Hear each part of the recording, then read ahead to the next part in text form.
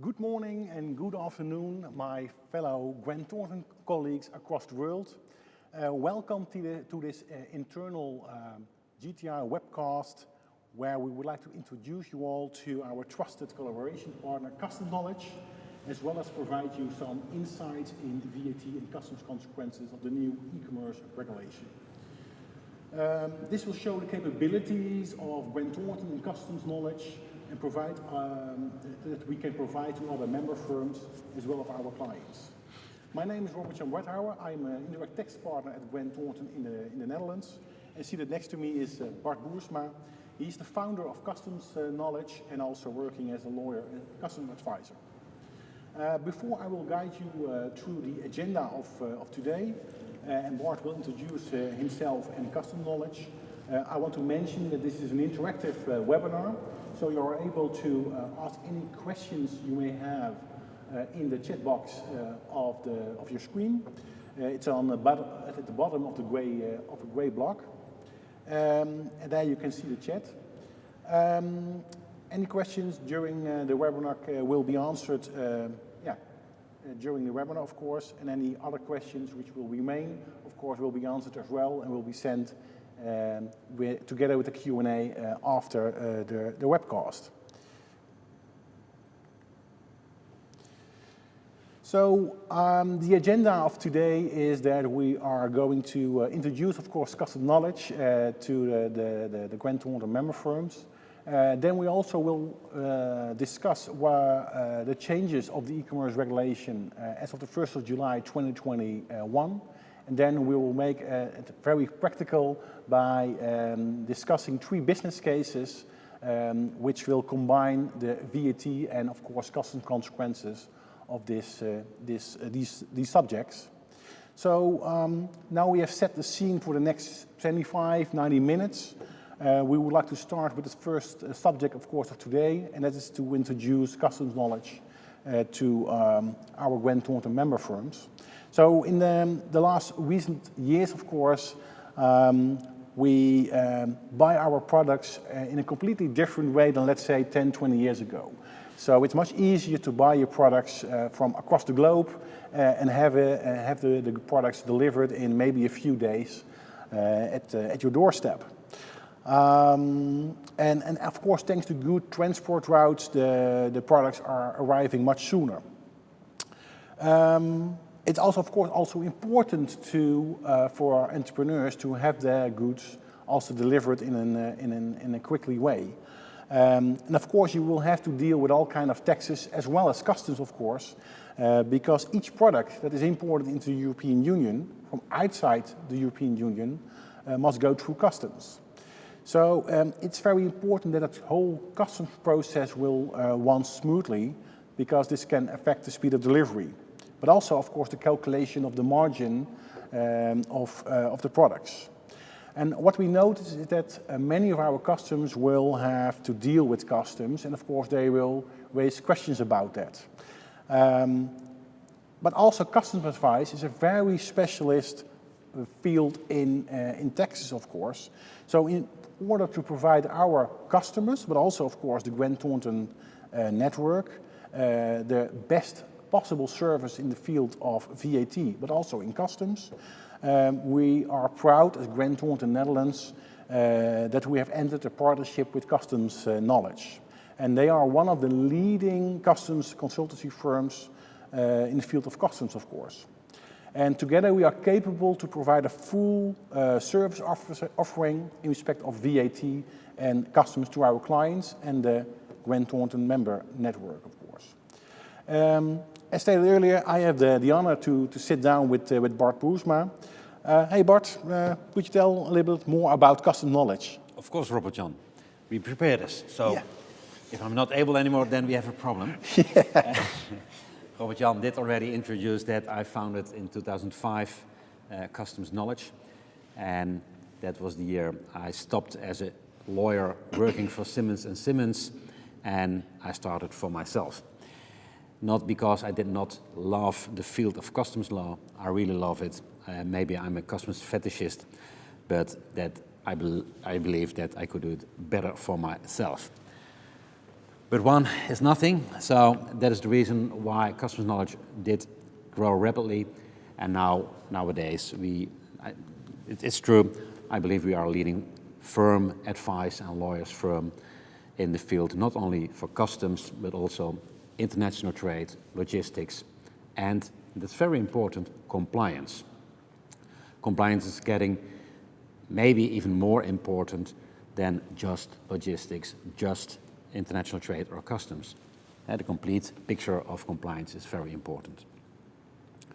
We are with 20 people. 20 people who love to work on the customs field, and with this team we set down not only compliance work, but we also have a broad experience in litigation. Maybe in other member states it works different, but in the Netherlands it works that customs officers, the customs authorities, mainly disagree what we say. The reason is that they have to collect the money for the European Commission, and the European Commission is very strict. And if there's only 1% chance that the European Commission could say that customs authorities had a wrong decision, then the tax authorities, customs authorities, so the state of the Netherlands has to pay the duties to the European Commission. And that makes that we do a lot of litigation, not because customs officers always disagree with us, but as an authority they have to disagree. Of course, that's a good business model, but we do also a lot of advice. To be honest, yes, of course, some people working for customs do not like us, but most people working for government, customs, appreciate our relationship and appreciate the way we can solve problems, advise on problems, and if necessary, litigate. As I told before, I do it not alone, and I believe the persons in the team are important and not only the cases we handle. So these are my colleagues who am I working with. What do I do? What do we do? We do not only work for customs, and we do not work for customs, but on customs-related issues, we do a lot of other work. First of all, we do a lot of work regarding import and export. We do not lodge customs declarations ourselves. We only advise on a strategic and tactical level, and we do, as said, a lot of litigation concerning classification, customs value, origin, anti-dump duties, suspension arrangements. You name it, if it has to deal with customs, we will do that. E-commerce, that's the topic, the subject of today, the focus topic, is of course a very important development.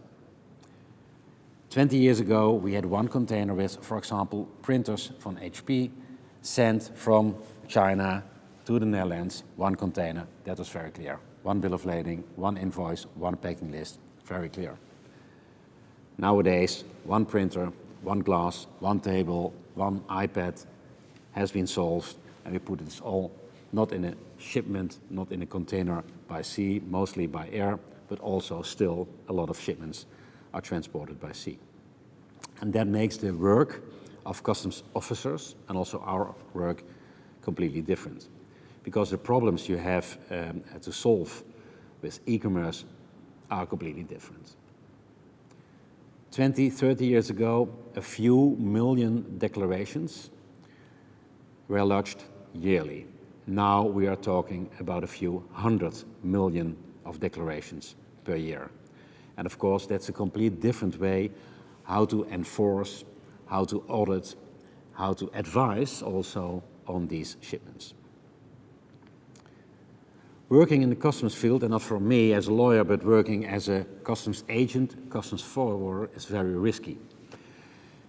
If you are customs debtor, and we will see later that that can be the fact, can be the case, then you might be debtor for a huge amount.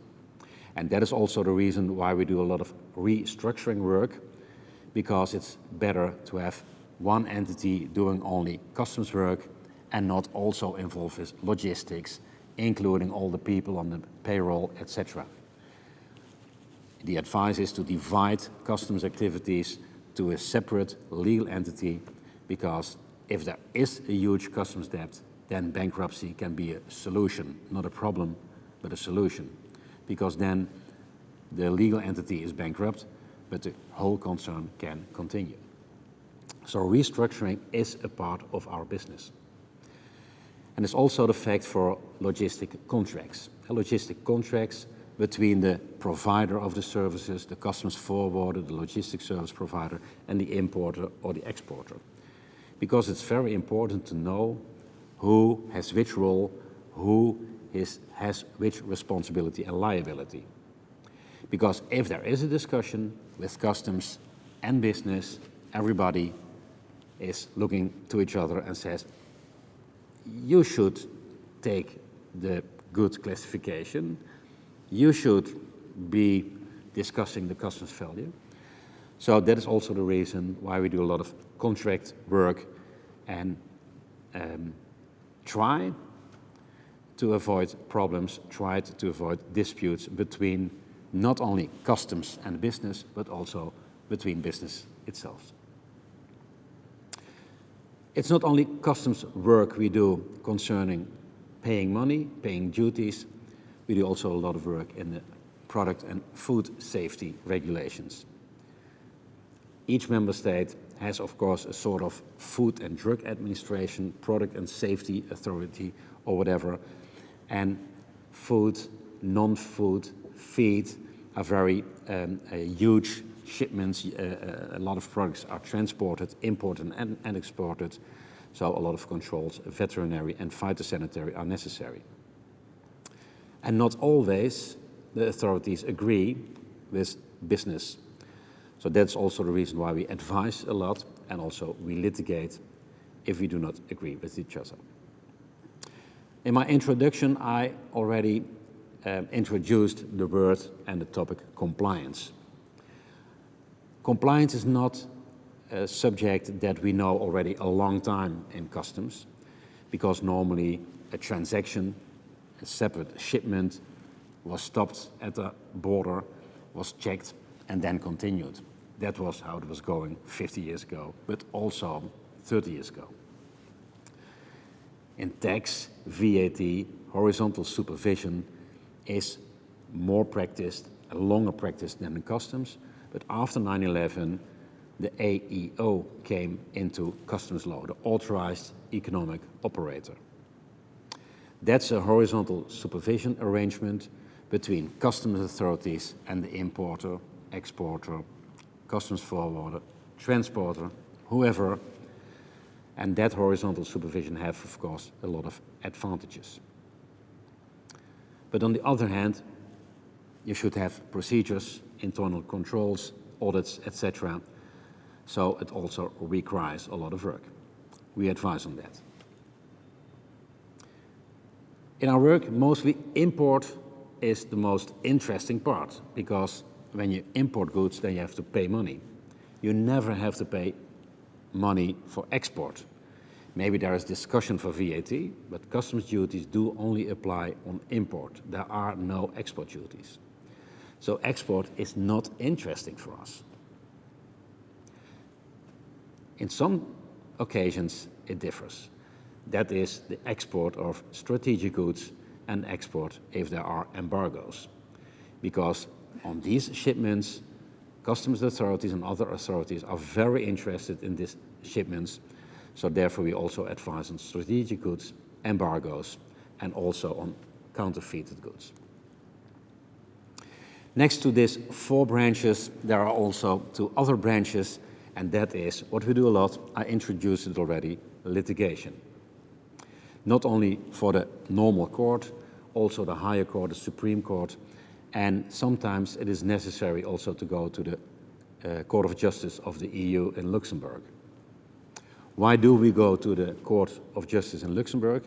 Not because we request, but because there is a question of one of the courts in the Netherlands, Germany, Portugal, or whoever, and they want the Court of Justice in the EU to interpret the legislation, so in the whole EU is one harmonized interpretation of the law.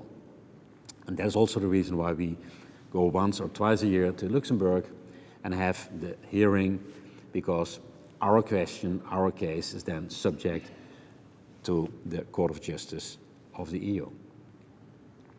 All these situations, most of these situations, are related between business and customs. There's also another organization within the public office, and that is, of course, the public prosecutor. Because lodging an incorrect customs declaration is a criminal fact. And if that is the case, then in the Netherlands and also in a lot of other member states, the public prosecutor can do his work and can, of course, go to court and also give fines. So that's also the reason why our criminal law lawyers are taking part of that story. Our name is Customs Knowledge, and that is because when I started this firm, I know that I like and love to share the knowledge. In my opinion, it's better to share the knowledge and to be sure that everybody has a lot of knowledge, and in most situations I'm better, so that's even fine. But of course, to share this information, we educate, we train only business, not the customs authorities, and we have a lot of trainings that we can give.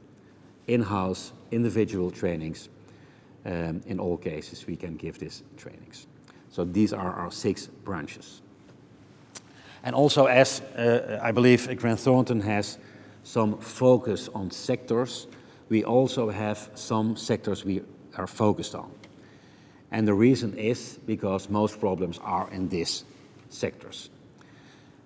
Of course, a lot of customs declarations will be lodged by logistics service providers, customs agents, customs forwarders, transporters, 4PLs. They are lodging customs declarations. In the Netherlands, 90% of all customs declarations are not lodged by the importer or the exporter. They are lodged by a logistics service provider. So that is, of course, the reason why we have a strong focus on the sector of logistics and forwarding.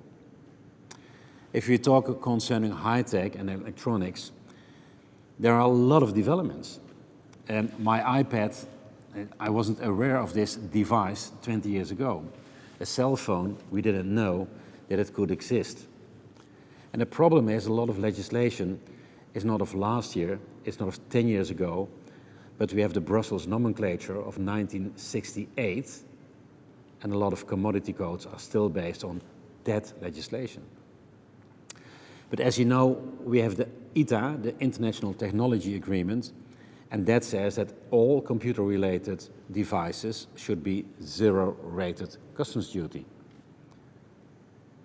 But then we can have a discussion, because this screen, which we see, is that a TV screen, 14% customs duty, or is it a computer screen, 0%?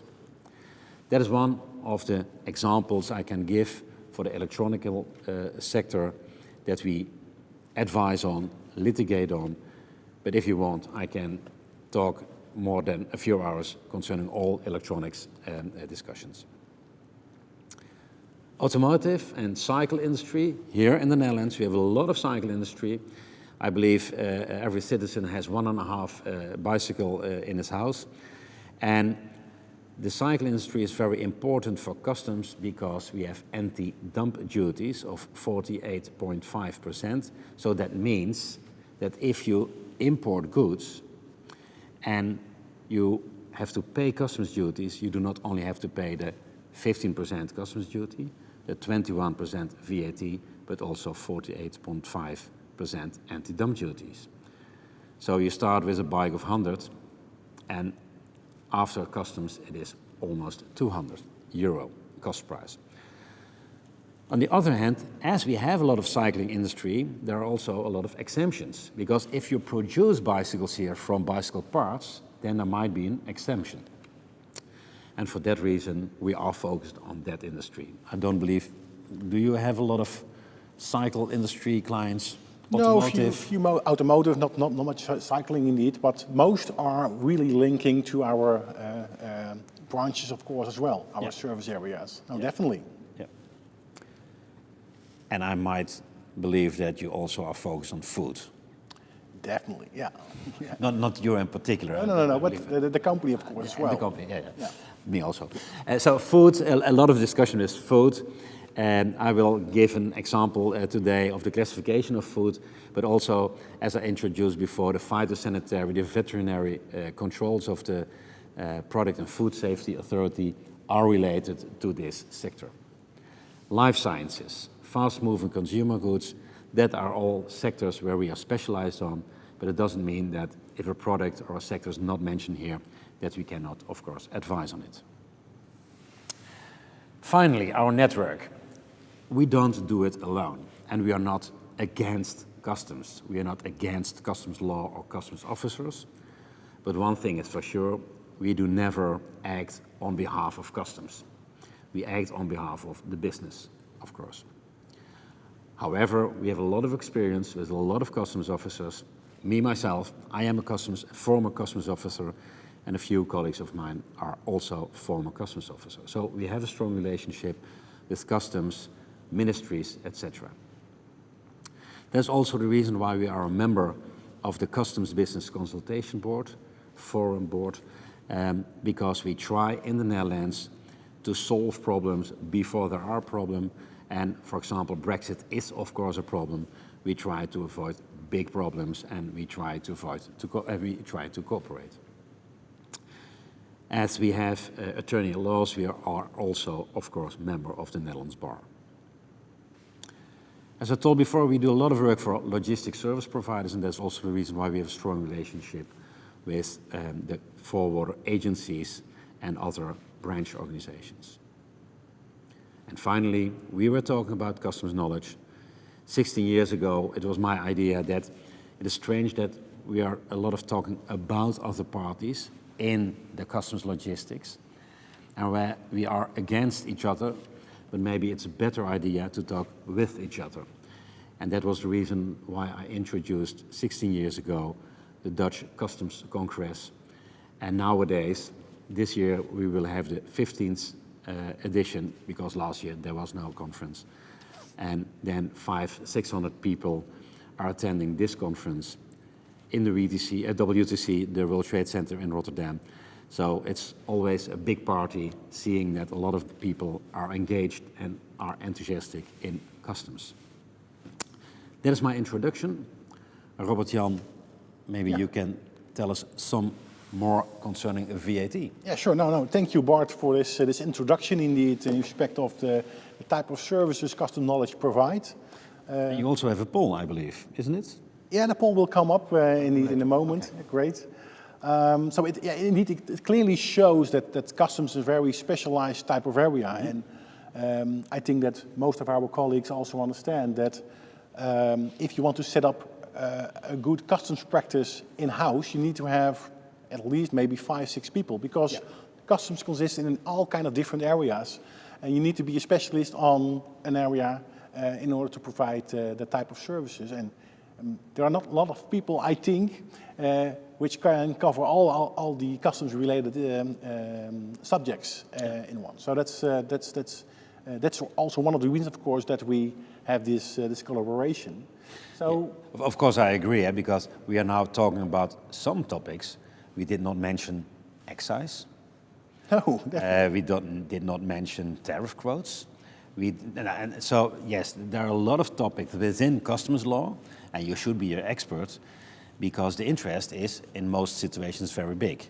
Yeah. And that is also the reason why nowadays we have 20 people, but within a few weeks there will 5 other people, trainees, start, because we have to educate them ourselves, and we cannot go to university and you are ready. It's quite difficult, yeah. And so, yeah, you should have some substance to be able to advise and to litigate. Yeah. So you're sharing the knowledge to the new generation. Yeah, exactly. That's how it needs to be done, yeah.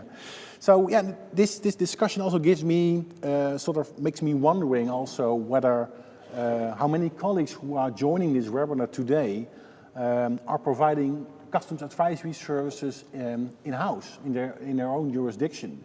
So to get a better idea, indeed, we have created a quick poll question and it would be very much appreciated if you could select the most appropriate answer for your specific situation. So the poll question is, do you or does your member firm provide any in-house customs-related advisory services to clients? And the 4 options which we have is no, we do not provide any customs advisory services. Yes, we provide limited customs advisory services. Yes, we have part-time dedicated customs advisors in-house. And yes, we have full-time dedicated customs advisors in-house. So I'm really, wondering indeed how that works in other member firms as well. So of course we have to wait a little bit on the outcome of the quick poll indeed.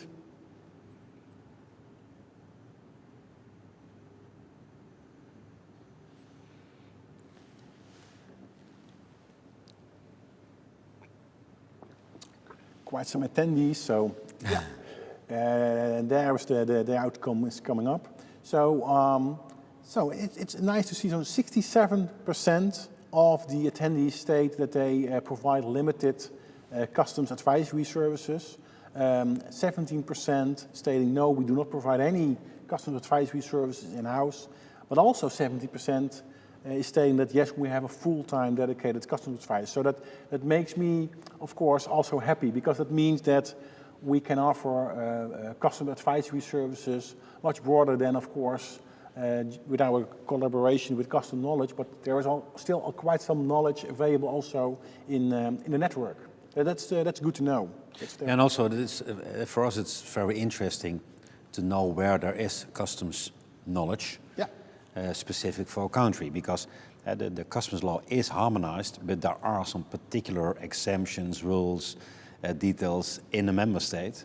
And maybe we know everything about the harmonized legislation. Of course, we do not know anything sometimes in some member states of the national law. So it's good to hear which member colleagues have some knowledge about that. And during this time, of course, mostly attendees are from the Americas, so in Northern America, Southern America, and of course, Thornton is quite big also in those continents. So it's good to know that there is sufficient knowledge already available in respect of customs to service our clients not only in the European Union but also worldwide. So setting the scene. To give you some theory, some background about the changes in e-commerce as of the 1st of July 2021. So this was really one of the biggest changes which we had in the European Union for at least 10 years, when the places supply of services rules changed in 2010. This made life much easier for most of the companies dealing with e-commerce. Because before the 1st of July 2021, all sales of distance sales, or all distance sales, so those are the sales of goods to private individuals, those sales were taxable in the country of departure of the goods, unless there is a threshold exceeded in the country of arrival. So if a distance selling threshold was exceeded in the country of arrival, that meant that the underlying transaction was taxable in the country of arrival of the goods. So that also means that, in principle, that would mean that you have to register for VAT purposes in all those 26, 27 EU member states if we add the United Kingdom as well. And those distance selling threshold has been abolished as of the 1st of July 2021. So with the change of legislation, as of the 1st of July, it's now that all sales of goods to private individuals, where the goods are shipped from one member state to another EU member state, is taxable in the country of arrival of the goods. And then you would say, okay, then still the company, of course, needs to be registered for VAT in those countries in order to remit the VAT. That's of course the legislation, but gladly they also introduced an administrative simplification by getting the import and the one-stop shop scheme into place. And with that scheme, it means that a company can register with one EU member state. That's in principle always the EU member state where you are established, or if you are not established in the European Union, it's the country from where the goods are shipped from. And you register for the one-stop shop in that particular member state. And what the administrative simplification entails is that you can report all your EU distance sales in one-stop shop return. So you don't have to submit any VAT returns in all those EU member states. You can simply submit a one-off return and report all those sales figures. Not only that, but also you only have to pay one amount. So in my example, to let's say the Dutch tax authorities, and Dutch tax authorities will get those funds, will receive those funds, and they will remit it between all the EU member states, so that everyone gets their share they are entitled to. So based on sort of consumption principle, the VAT is payable where the consumption also takes place. So indeed, yeah, there's no local registration required anymore. So many of our clients, of course, and customers, which were registered in the past due to exceeding the distance selling thresholds, they can now deregister, or they have also deregistered for VAT purposes in all those countries. And that saves them a lot of time, of course, also money, because you don't have to pay for all those VAT compliance in those countries. One of the big benefits of the change of legislation is also that there is no requirement anymore to issue a VAT invoice to those private individuals. While before the 1st July there was a strict condition, obligation for issuing invoices to private individuals for distance sales, while normally, of course, if a company sells any products of goods or supply of services to private individuals, there is no requirement to issue an invoice. So that is now also the same for distance sales.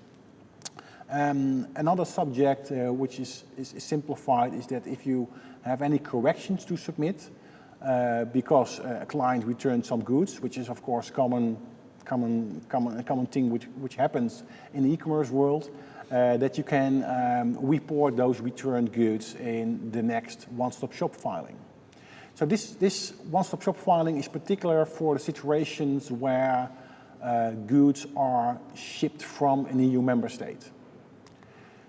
Next to that, of course, we have also e-commerce companies which are shipping their products from outside the European Union into the European Union because the EU-based customers orders the products.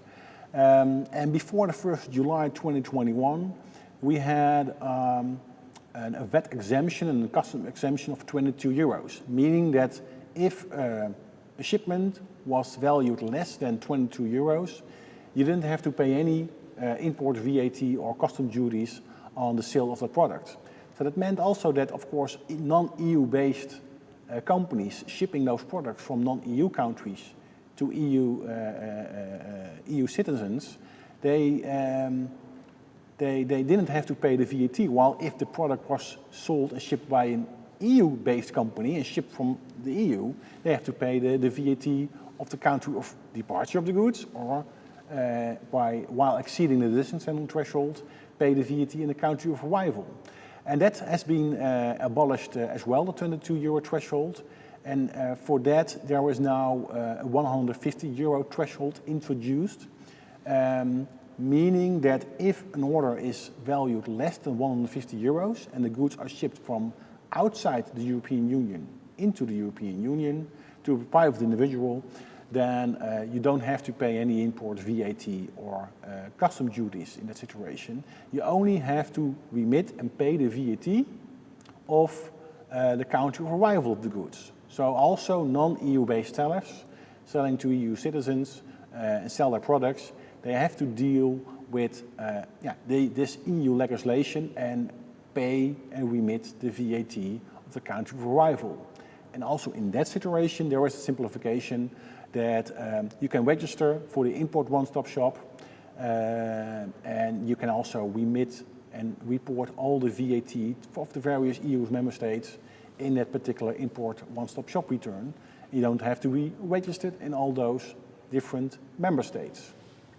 Important to note is that if it's a non-EU based entity and you want to make use of the import scheme, that it is obliged to appoint a VAT intermediary. And that VAT intermediary is responsible also for any VAT due on behalf of the non-EU based customer. And that, of course, has been introduced also by the European Commission in order to have at least someone on the European continent that if something goes wrong, they can go to the VAT intermediary to at least get partially the VAT which was not paid on behalf of the company, the client. Another change of the 1st of July 2021 is that they introduced a platform fiction, a deemed supplier legislation. So what of course often happens is that products are not sold directly from a particular website of the company or ordered by phone, which is still of course possible, but often products are purchased on so-called platforms or electronic interfaces like an eBay or an Amazon or an Alibaba, those kind of platforms.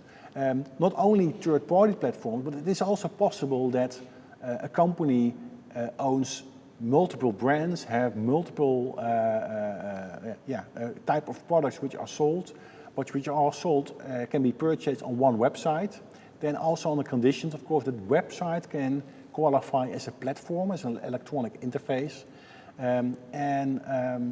Due to the change of legislation, that platform can qualify as a deemed supplier, meaning that for VAT purposes and for customs purposes, the deemed supplier would be the party who is having to pay the VAT on the sold products and not the actual seller of the goods.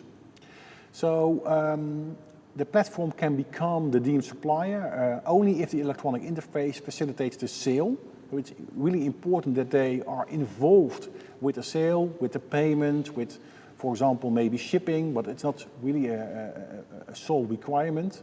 And it's only applicable in case of a sale of a non-imported product valued less than 150 euros. The same, of course, a threshold as for the import scheme. And the sale of the import product if the seller is not established in an EU country. So also if the seller is an EU-based entity and the company is shipping those products from a country outside the European Union, the deemed supplier rules for platforms would not be applicable. And what we notice in practice is that quite some companies are not really aware that they could qualify as a platform, with the result that the deemed supplier regulation can be applicable. But also, even the larger sales platforms are not really sure whether they would be qualifying as a deemed supplier. So we often advise on this subject to those companies as well. And the final change, it's not really covered, of course, with customs and goods, is that there was also a change in respect of services. Of course, there are also some situations where services are taxable in the country where the customer is residing. An example are electronically supplied services like subscriptions, gaming subscriptions. And those are taxable in the country where your customer is residing. And in order to avoid that you have to be registered in all those member states to remit the VAT, it is possible to also remit that VAT and report that VAT in your one-stop shop return. And if you're not based in the EU, there is a possibility also to make use of this simplification, and then you can make use of the non-union scheme. So there are multiple simplification methods introduced as of 1st of July. It's the union scheme, so that's the regular ask return for goods which are shipped from the EU. You have the import scheme for the sale of goods to private individuals which are which are shipped outside of the European Union, and you have the non-union scheme, especially for services which are taxable in the EU jurisdictions of the country of arrival, in the country where your customer is residing. So let's see if there are any questions in that respect about this subject or up to now. I don't see any questions at this moment. Do you have any questions, Yes, Nimita? I have. Yeah. I was looking to the sheets and the mandatory intermediary appointment. Am I wrong that, am I correct that you have to appoint for 3 years? If you choose one, I heard that that intermediary will be your intermediary for 3 years. So if you are getting into conflict with him, Of course, you want to avoid that indeed, but it is not possible to choose for a different VAT intermediary if you end that step. And it's quite a risky business for VAT intermediaries. So they are very keen on that the funds, of course, are received because they have to make the actual payment to the tax authorities. Yeah. And another point is that, and maybe not all participants know, if you choose for the import OSS, the IOSS, then that is for all shipments. You cannot say, okay, I use the IOSS for these 3 member states in the EU, and for other member states, I just do it another way. You have to choose, and your choice is, for the coming years, for all shipments that qualify under this sure. clause. It needs to be less than 150 euros, but that's correct. And the same applies also for the union scheme. You cannot say, okay, I'm already registered in a particular country, so I'm going to report that VAT on those distance sales in that VAT return. No, all distance sales, all inter-community distance sales of goods to private individuals will then have to be reported in your OS return if you have been, if you are registered for the OS return. Yeah. Definitely. Let me see. So of course, one of the reasons also to organize this webcast is also to introduce you to tell you a little bit more about the VAT and customs consequences in regarding of the subject e-commerce. We have created, we have 3 business cases about 3 different customs and VAT related subjects. Which we will touch base in this situation. And I think, Bart, that you will start with the first one. Yeah, you did not allow me to show the 170 slides with all the, customs laws. So We have to proceed with that, without that. Yeah, the customs value. You are talking about 150 euro. And for the VAT, that's a new threshold. Yeah. For customs duties, it has always been the threshold to use the exemption, because for shipments, e-commerce shipments with the value less than 150 euro, you do not have to pay customs duties. There is an exemption because the law says then it will be for an individual, and in that case you have to pay VAT but no customs duty. This customs value, you can discuss a lot of customs value, and we will now show the business case concerning e-commerce platforms and customs value. And the business case which I will show and which I will discuss about is one that we had for the last years, because it's not solved yet. The customs value is based on, of course, the law, and in the Union Customs Code, it says that the customs value is the transactional value. And the transaction value, that is the price paid or to be paid for this good. And maybe that's a good idea, because if I ask you what is the price of this iPad, then if there are 100 of participants, then I will get maybe 70 prices, because the value of a product is something else than what you pay, what you want to pay. On the other hand, the transaction price, the transaction value is very difficult to determine in case you don't have a buy-sell transaction. And that is where e-commerce is dealing with, because a lot of movements are stock movements. FBA, fulfillment by Amazon, is mostly stock from China to Europe and after that there is a sale transaction. So that is also the discussion with Dutch customs, Belgian customs, German customs, Hungary customs, how to decide what is the customs value. And then I introduced already one problem, because the legislation is old, very old, based on the customs valuation agreement of the GATT, the General Agreement on Tariffs of Trade, from the Uruguay round, and it is from 1994. But we have to deal with it. The second problem is that if you ask Chinese and also other sellers to give the price of the goods, you are not sure whether you get the correct data. And of course, then also the question is, what is the price if you do not have a sale transaction yet? 4 years ago, 3 years ago, Dutch customs was maybe enforced by European Commission, I don't know, to audit, to check a lot of shipments, and they decide to check 100 shipments a day, but they had only officers to check 10 or 20 shipments a day. So after one day, 80 shipments were stuck, after 10 days, 800.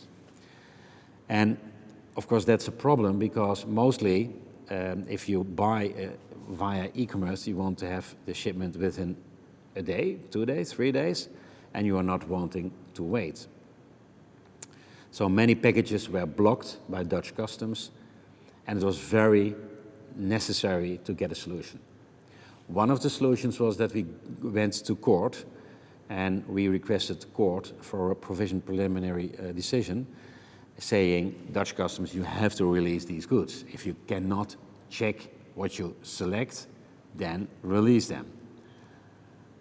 Okay, that was successful. But still the question is then, what is the correct value? And in particular, if there is no sale, how to avoid discussion with customs? And in that situation, we see a lot of differences between the member states. Nowadays, in the Netherlands, there are some rulings with customs stating how you can try to base the customs value and stating which elements you can minus of the sale transaction. So if we have this iPad and you can buy it, I don't know, on Amazon, then we take the sale price, and then based on that price, we have some elements we can minus the price. But in Belgium, it's very easy. Then you take the price and you take only 30% of it. Not a really legal binding ruling, but that is how they solve, how they act with this problem. So very different. Yeah. And maybe some of you do read any European newspaper, then you also see the problems in Belgium, for example, Liège. How do you say it in English? Liège, I believe, isn't it? Yeah. I don't know, like Liège, Luttig. The OLAF, the anti-fraud organization of the European Commission, has a lot of audits there. Also in the Netherlands have to pay 1 billion euro. That's quite a lot of money for the European state, because Dutch customs did not collect all the money, not concerning e-commerce, but that is how you can see that European Commission, OLAF, is checking the member states, the customs authorities of the member states, and that is also the reason why customs, and in particular Dutch customs, avoid to agree with you, but rather prefer to go to court and then hear from the court that they are wrong. Because with a decision of the court, they can say to the European Commission, you see, I should not levy these taxes, I should not whatever, because the court says. Because on the other hand, if you do not have that court decision, then the European Commission says, very soon, you did not levy the taxes, and that is our money. So that's a big problem. we have a very strange noise here. There are some trumpets or whatever outside. But we continue. The problem, as I told already before, is that we have to interpret the customs legislation, guidance documents, and now we have some ruling with customs. But please consider that B2B are other transactions than B2C, business to business versus business to consumer. And stock movements are more like B2B2C. That is the reason why there's still discussion, because these rulings are not for all these shipments. If you are talking about customs duties, then I already explained that there is a deferment. You do not have to pay customs duties for a shipment under 150%. You have to pay VAT, but no customs duties. As the threshold changed from the 1st of July, then we have seen that there was not only a discussion concerning shipments from 20 or 25 euros, because 20, that was under the threshold, 25 not. Now we see more discussions between 145 euro or 200 euro, because all shipments under 150 euro are VAT based, but no customs duty. So that is still interesting to undervalue. Of course, a lot of e-commerce is also valued more than 150 euro per shipment. Even in B2B transactions, most shipments are valued more than 150 euro. And then the scheme Robert-Jan introduced and explained is not the solution, because you can only use the IOSS for shipments with a value under 150 euro.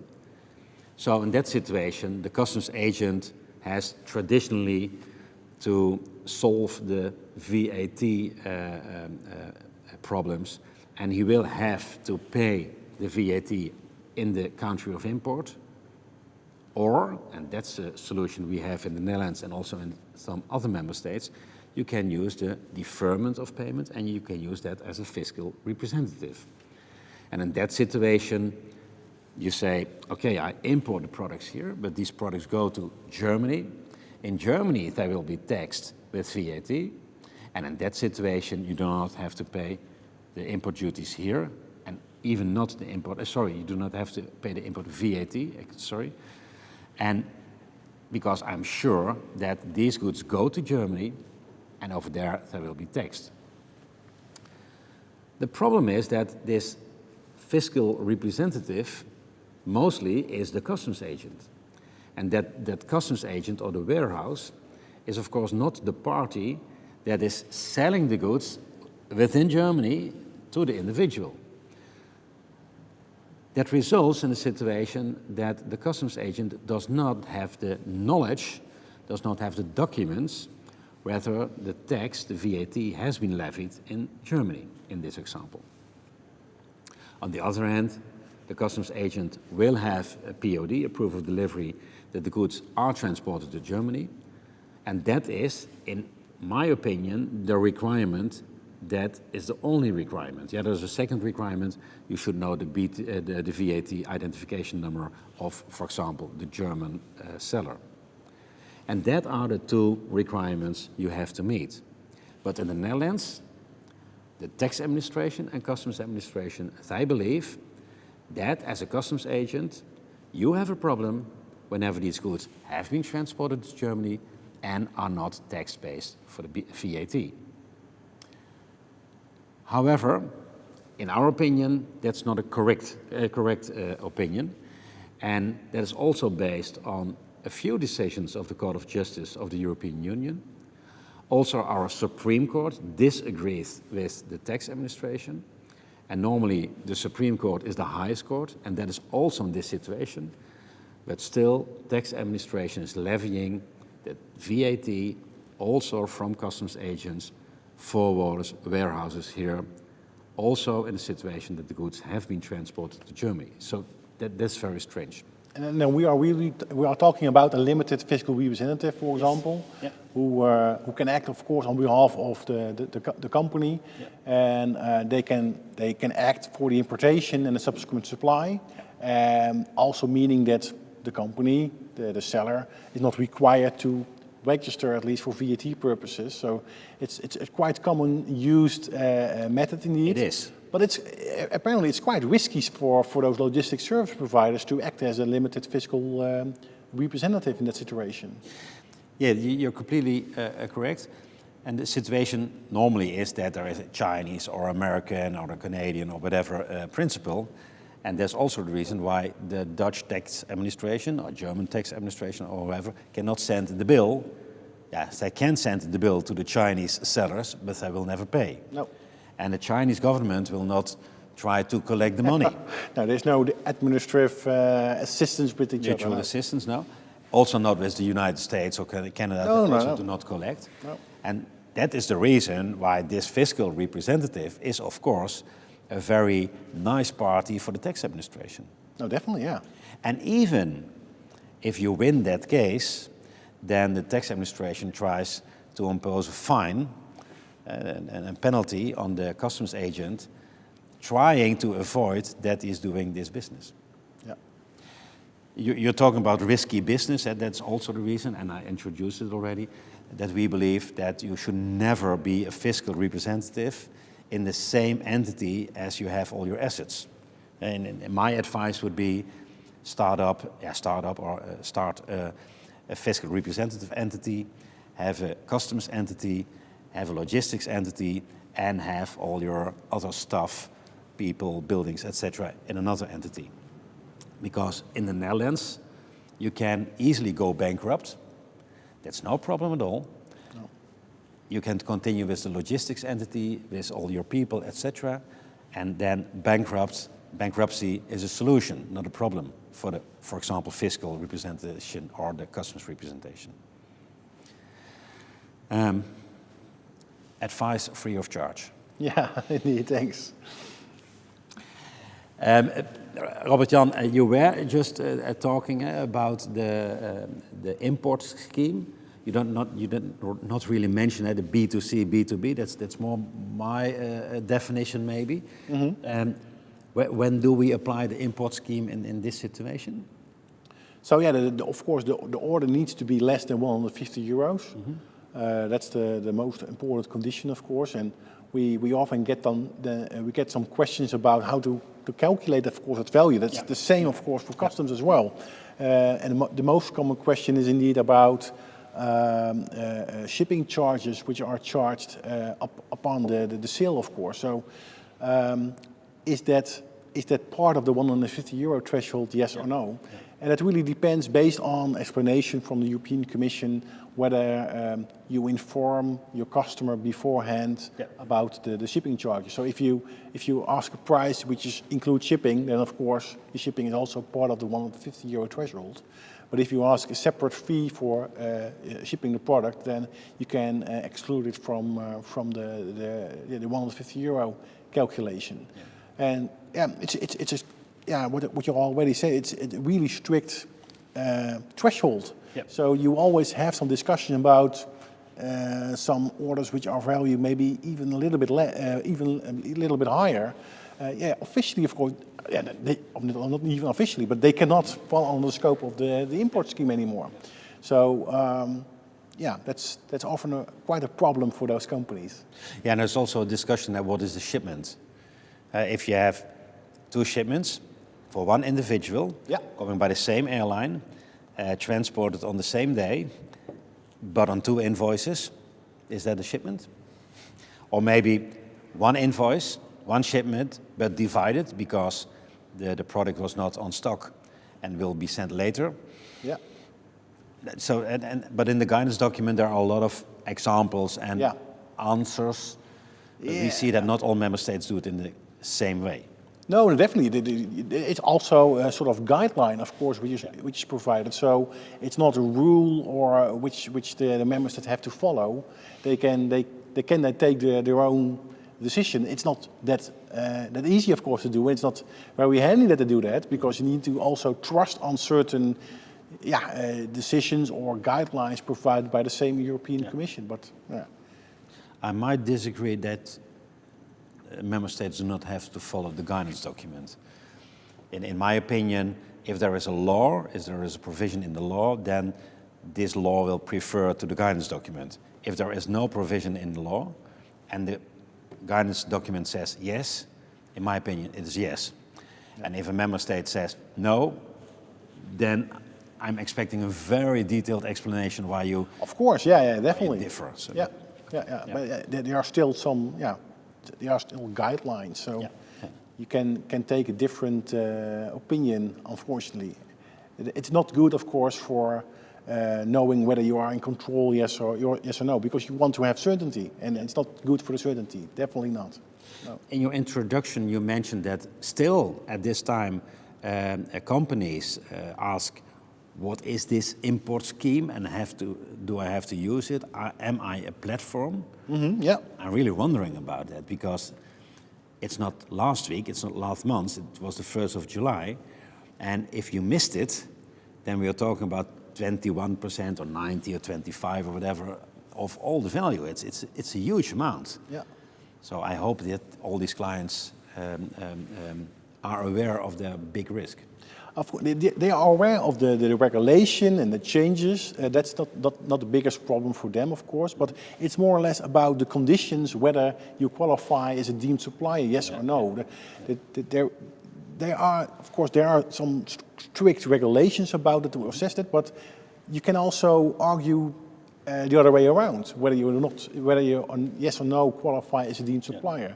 So you can discuss, you can have quite some discussions whether it would be applicable, yes or no.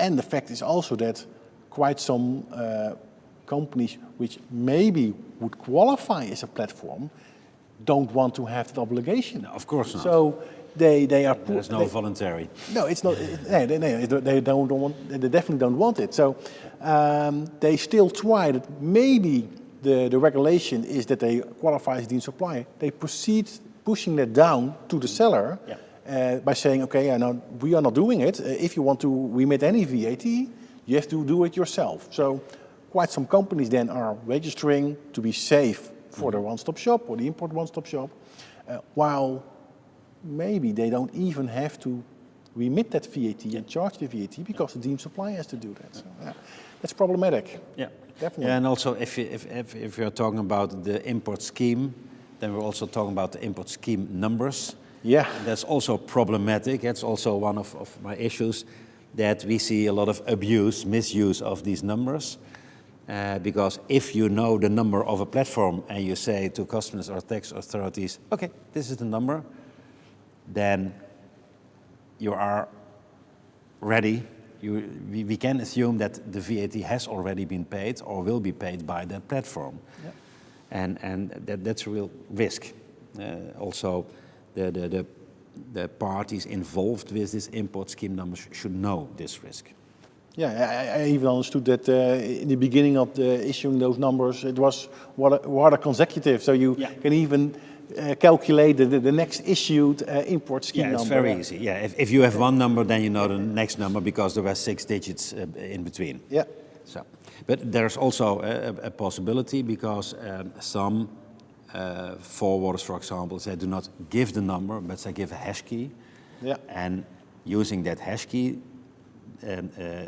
means that the logistics service provider knows that, okay, this is this import scheme number, but they do not issue that number to parties. Yeah. And that's maybe a good idea. Yeah, because quite some numbers are readily available, maybe even on the internet. Yeah. So if you have the IAS number, the import scheme number from a particular company, everyone can use it officially or unofficially, of course, and by that way avoid any payment of import VAT.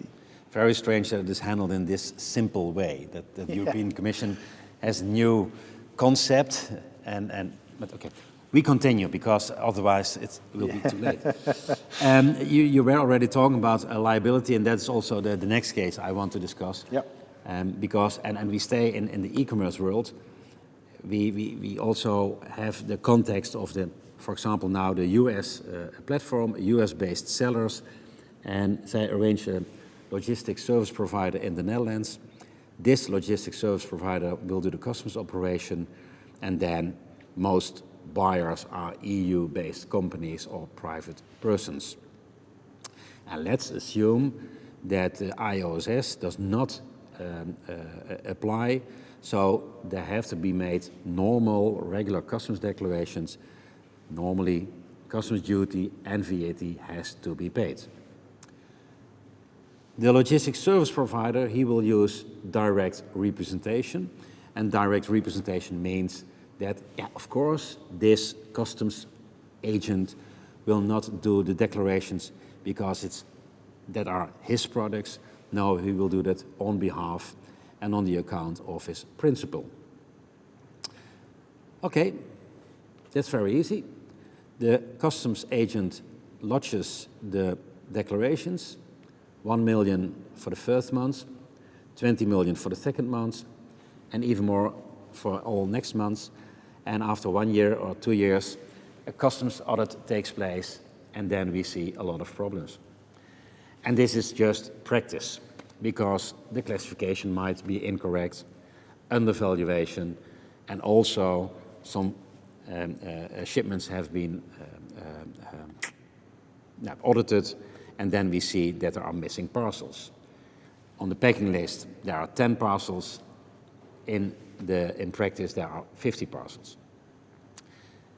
And because we are dealing with millions of declarations with a few euro undervaluation, or maybe a per percent of incorrect classification, has a huge amount as a result. And then is the question, who is liable? Because customs officers, customs authorities will have to send the bill. The customs debt will have to be paid. Customs authorities will not pay the bill. And then, Robert Jan, the question is, who is liable? Is it the seller in the US? Is it the US platform? The buyers in the EU? Or maybe the logistics service provider? He made the mistake. Yeah. Maybe the US platform says. What is your opinion? What is your thought? Yeah, I would say that it should be depending on who has the agreement at the end with the logistics service provider. So who has the power of attorney? So I would say maybe the seller in the US or the US platform as the most common party. Yeah, he's also earning the money, eh? Yeah, definitely. If I'm doing as a customs agent only the customs declarations, maybe I get a few euro or a few euro cents for it. And if I have to pay 10 euro for one shipment, and I get only 1 euro for a customs declaration, how do you believe that I have to pay? Yeah. So yes, I agree with you. In the normal way, normal thinking would result in not the logistics service provider. Maybe the buyer in the EU if he issued power of attorney. But now back to the law, because who has to pay? The law will give the answer. And then we have the Union Customs Code, and the European Union, we have one Union Customs Code. And this code says that the declarant is the debtor. Then, of course, the question is, who is the declarant? And I know, for example, in the United States, you have the importer of record. We do not really have that party. In the Union Customs Code, the declarant is the main party who is responsible. Who is the declarant? That's not a discussion between parties. That is how tax and customs authorities look to the situation. And then the forewarning conditions or transport conditions, CMR treaty or whatever, that will not be the answer. The answer will be the Union Customs Code. And a problem, a mistake we see a lot, that then the seller is, we hope, the debtor, but in practice it will not work. Because even if the power of attorney has been issued by the seller or the platform in the US, it will not work. And the reason why it doesn't work, that is that direct representation is only possible if the direct represented party is established in the European Union. The principle should be established in the European Union. And then more than 1 or 2 times a week we get the question, what is established? I have a tax number. I am registered at the Chamber of Commerce. I have a AORI number. I don't care. Established, please read the Union Customs Code. That means that you have a registered office, that you have your central headquarters here, or maybe it might be a solution, the permanent business establishment. And if you have one of these kinds of offices, then you might be established in the European Union. Then the platform, the US platform, might have a permanent business establishment. And only in that case, the power of attorney issued by that platform can work for direct representation. But what is a permanent business establishment? Also, the law is very clear. A fixed place of business where both the necessary human and technical resources are permanently present and through which a person's customer-related operations are wholly or partly carried out. So it's not enough just to ask a company, could you be my permanent business establishment? No. You will have some people on the payroll, you will have some assets over there, and they are organizing your customs logistics. And a lot of situations, that's not the fact, because that is why the customs agent is dealing with that. Back to the conclusion. In this situation, the logistics service provider, he will be liable for the customs debt.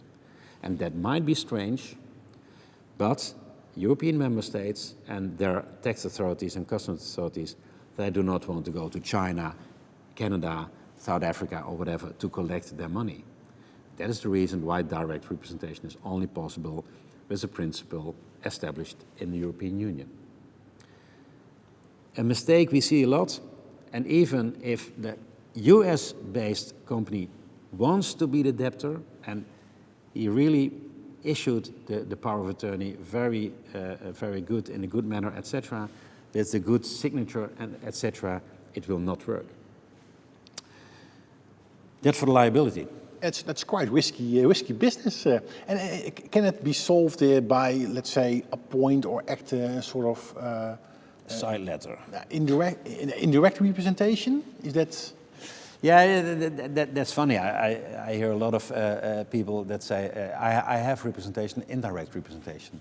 But that is not interesting, because in the case of indirect representation, the principal, the US-based platform, will get the customs debt invoice, but also the representative.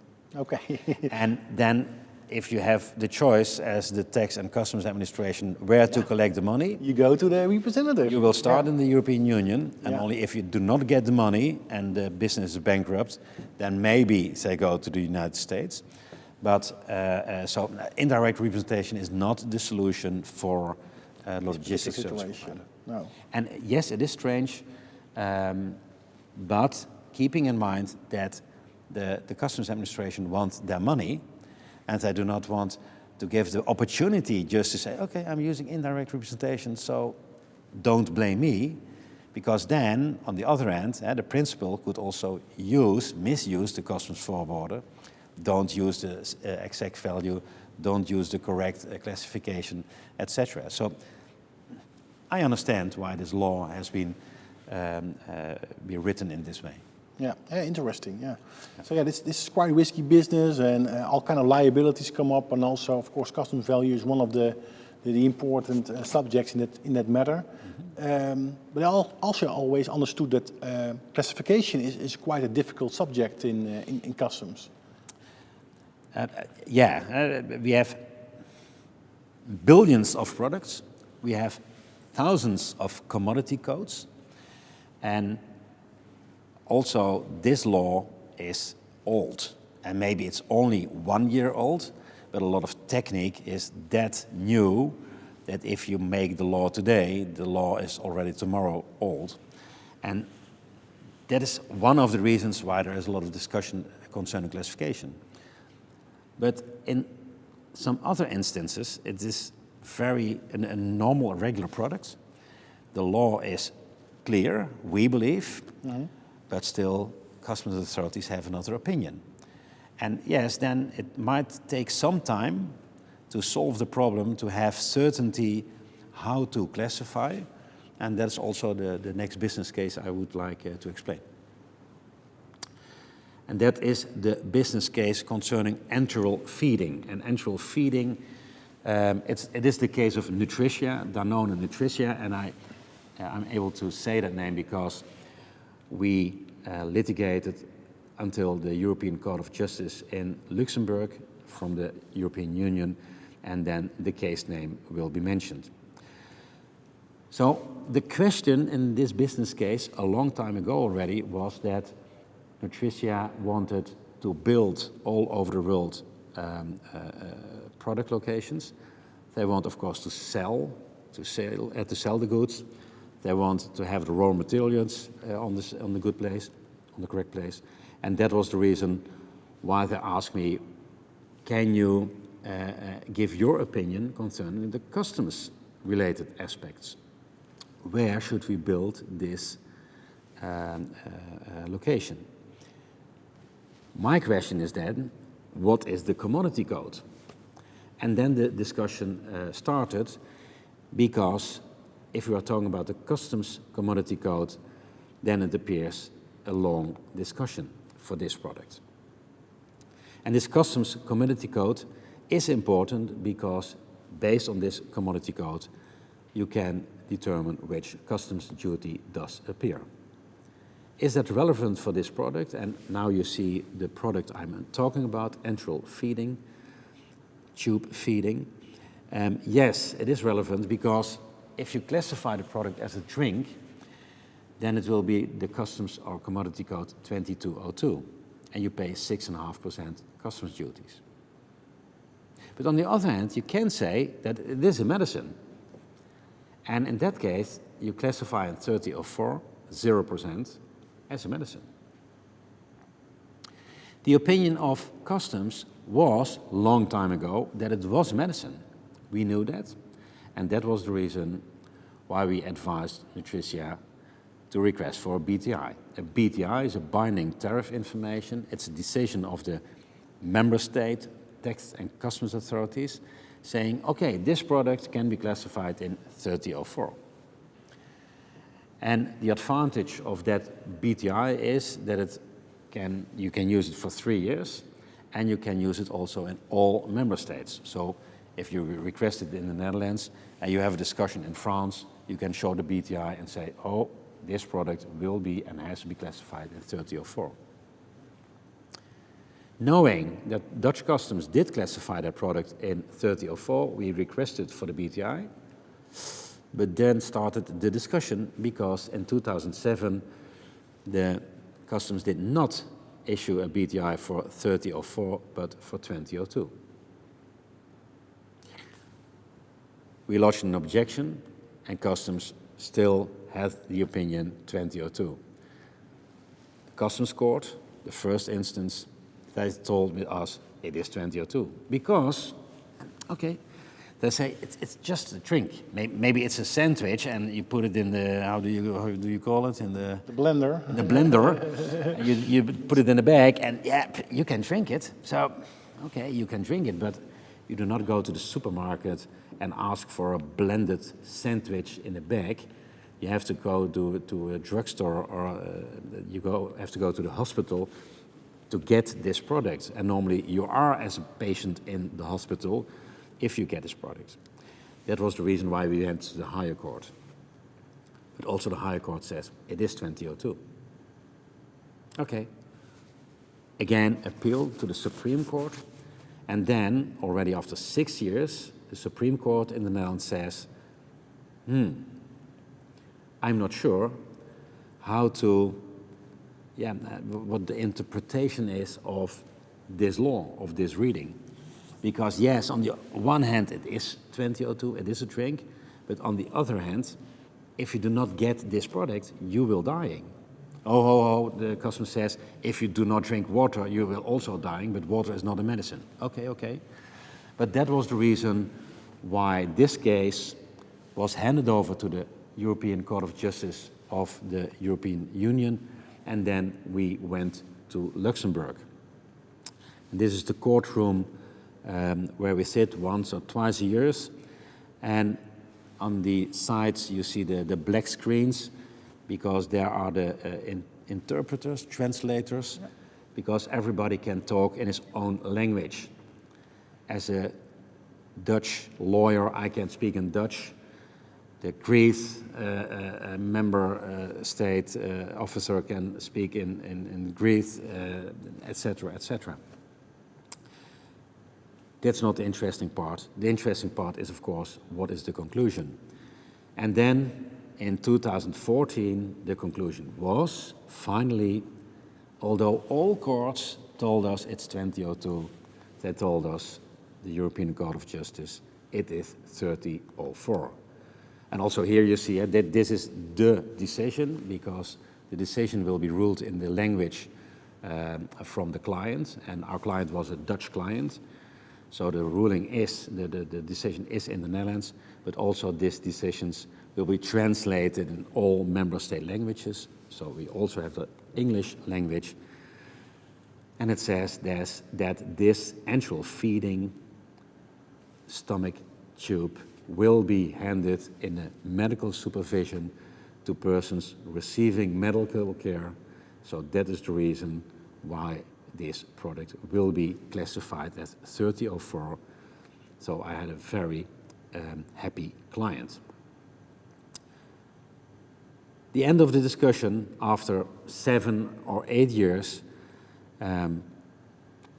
but this is only one product where we litigate about.